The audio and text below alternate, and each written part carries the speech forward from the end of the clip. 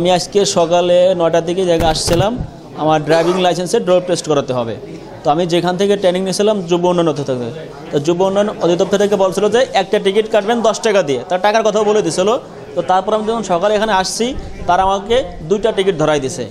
তো আমি বলছি আমার তো একটা কাটতে হবে, আমাকে যুব উন্নয়ন থেকে বলছে একটা কাটার জন্য, বলছে আরেকটা আপনার লাগবে, এটা আপনি ভাঁজ করে পকেটে রাখেন। সে নিজে ভাঁজ করে দিয়েছে টিকিটটাকে, দোভাজ করে আমার বলছে এটা আপনি পকেটে রাখেন, যখন আপনার রিপোর্ট আসবে তখন এটা আপনার লাগবে, এই কথা বলছিল। কিন্তু এটা তো আসলে অযৌক্তিক, একটা মানুষের টিকিট তো একটাই কাটার কথা। যেমন সেটার টিকিট আমার রয়ে গেছে, এখন এটা আমার বাড়ি নিয়ে যেতে হচ্ছে।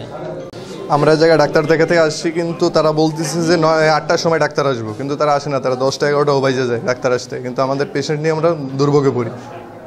বছর শেষের খুশি নগদে হবে বেশি। নগদ পেমেন্টে নির্দিষ্ট ক্যাটাগরির কেনাকাটায় 300 টাকা পর্যন্ত ক্যাশব্যাক। আজকে সকালবেলা 9টায় এসেছি। 9টায় এসে আমরা প্রথমেই আউটডোরে দেখলাম যে টিকিট ঠিকমতো বিতরণ করতেছে কিনা, ডাক্তাররা দেখতেছে কিনা।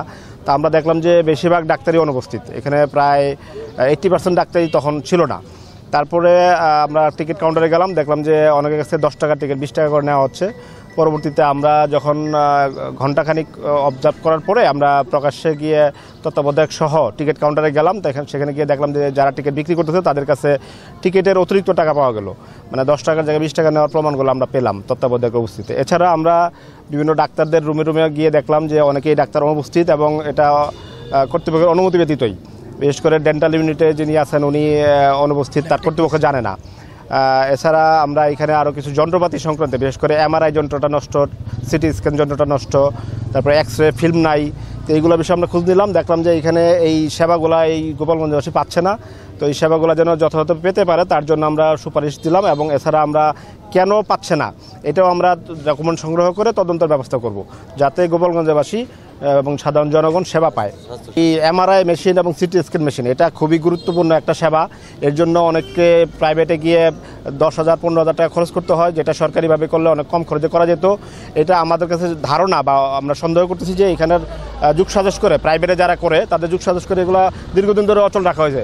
তত্ত্বাবধায়ক মহোদয় জানালেন যে 8-10 বছর ধরে এমআরআই মেশিনটা নষ্ট, কিন্তু ঠিক করতেছে না। এই যে ঠিক যে করতেছে না, এর পিছনেও একটা লোকজন আছে, তারা এই প্রাইভেট যারা প্রাইভেটে যেন উৎসাহিত হয় সেই জিনিসটা করার জন্যই মূলত এটা করা হচ্ছে। মোর সন্দেহ হচ্ছে, আমরা এগুলো যাচাই করে দেখব এবং পরবর্তী আইনগত ব্যবস্থা নেব। না, ইতিমধ্যে আপনারা দেখেছেন যে আপনাদের সাথে নিয়ে আমরা গিয়েছিলাম যে টিকিট কাউন্টারে, সেখানে গিয়ে দেখলাম যে অতিরিক্ত টাকা নিচ্ছে, এটা প্রমাণিত। ডাক্তাররা 8টা থেকে 9টার মধ্যে ভিতরে রুগী দেখার পরে 9টা থেকে তারা আউটডোরে সেবা দিবে। আউটডোরে হিউজ পরিমাণ লোক বসে আছে, কিন্তু ডাক্তার নাই। এটা আপনারা নিজেরাও দেখেছেন। এমন অবস্থায় এটাও প্রমাণিত যে এখানে ডাক্তাররা সেবা দিতে অনীহা এদের।